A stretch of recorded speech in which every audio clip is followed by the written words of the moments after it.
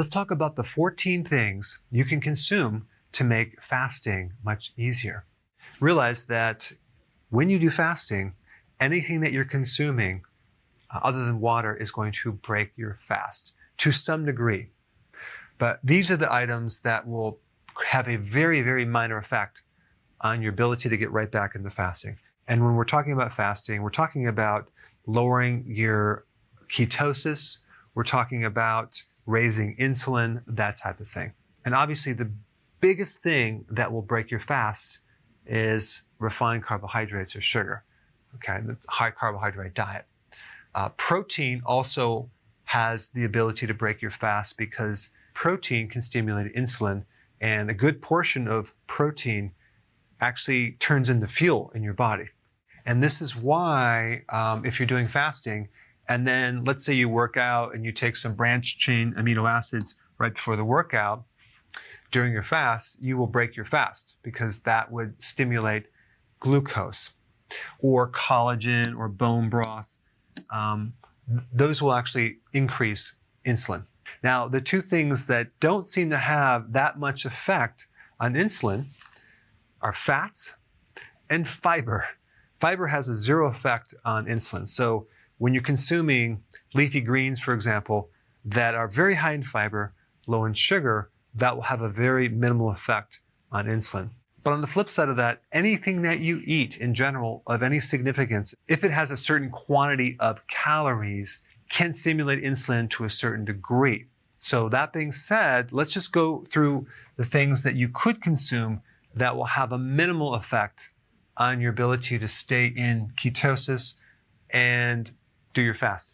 Now, number one, MCT oil. This is very, very good, especially when you're starting out, especially in the morning, maybe to put in your coffee, because MCT oil will turn into ketones very, very fast. And then your brain can run on the ketones, your heart can run on the ketones. You can use these ketones as energy, and MCT oil will allow you to go longer without getting hungry. So that would be number one.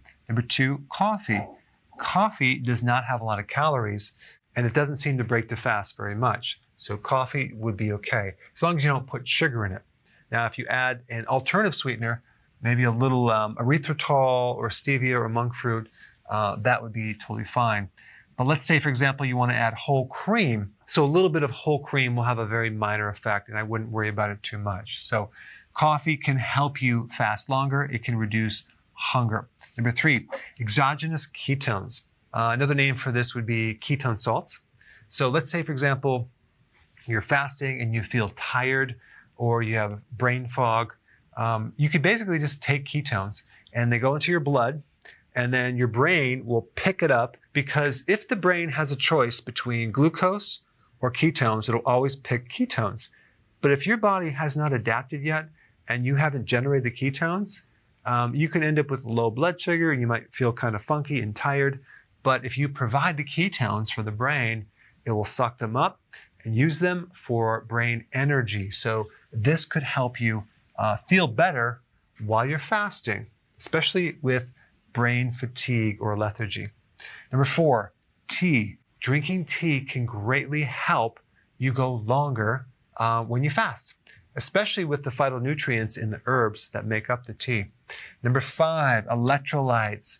By taking certain minerals, and realize there's hardly any calories in here unless you're getting the wrong type of electrolytes that has glucose in it, which we never recommend. But the minerals, the trace minerals and electrolytes will actually help your blood sugars and help your energy of your muscles, and it just makes it easier to do fasting. Number six, probiotics. Probiotics are healthy bacteria that can help stabilize blood sugars. All right, number seven, B vitamins. B vitamins will help insulin resistance. It will give you energy.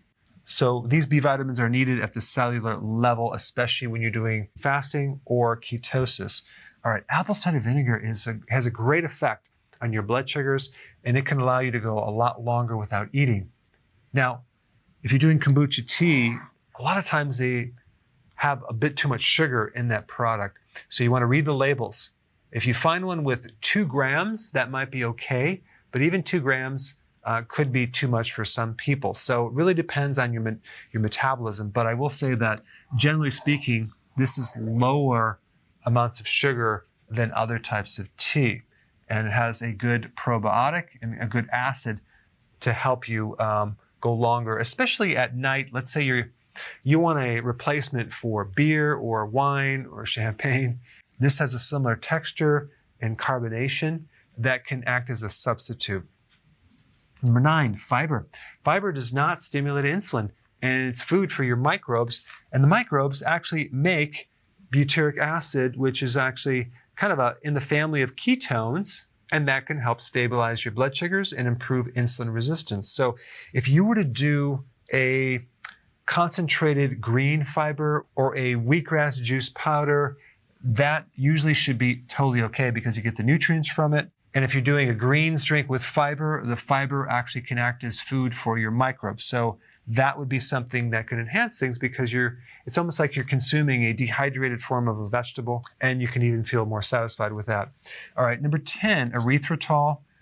So you can put that in your coffee, but erythritol has a 0 effect on the glycemic index. So it gets absorbed in the small intestine, and it gets in the blood, and it gets pushed out to the kidneys unchanged. So it's a sweetener. So if you were to add that with the tea or the coffee, whatever, that would be fine. Or stevia or monk fruit. These 3 sweeteners do not have hardly any effects on your blood sugars. Number 11, lemon juice. Now there is a little bit of carb in lemon juice, but a little lemon juice in your water is totally fine. And for the most part, it really won't break your fast for more than a minute.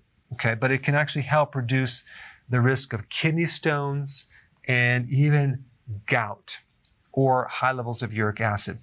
All right, number 12, amino acid blend. So protein in general will stimulate insulin, but there are certain blends of amino acids, like the keto essential amino acids, that have an effect of not providing fuel for the body, but mainly for recovery.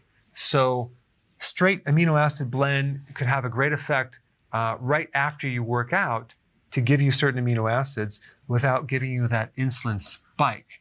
If you want more information, I put a link down below. All right, number 13 is sea salt. This is very, very important. I recommend the Himalayan pink sea salt. That would be something that I really like. But sea salt actually can make you actually feel stronger, your muscles.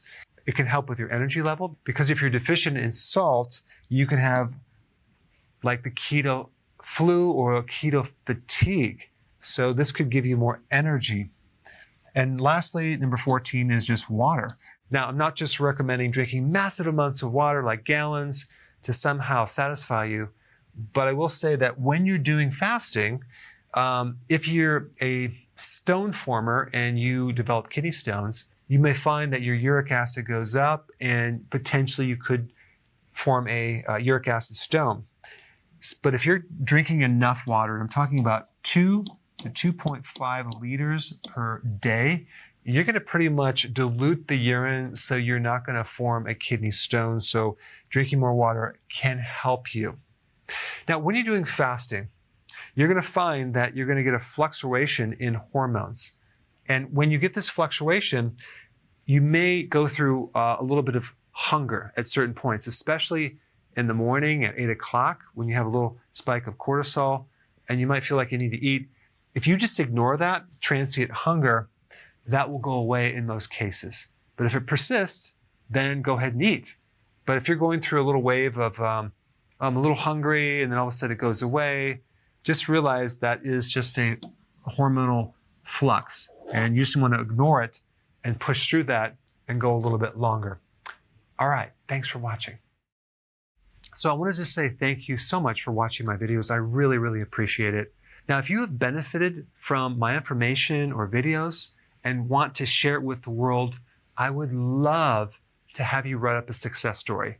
So click the link down below, fill it out, and let's let people know the benefits of healthy keto and intermittent fasting.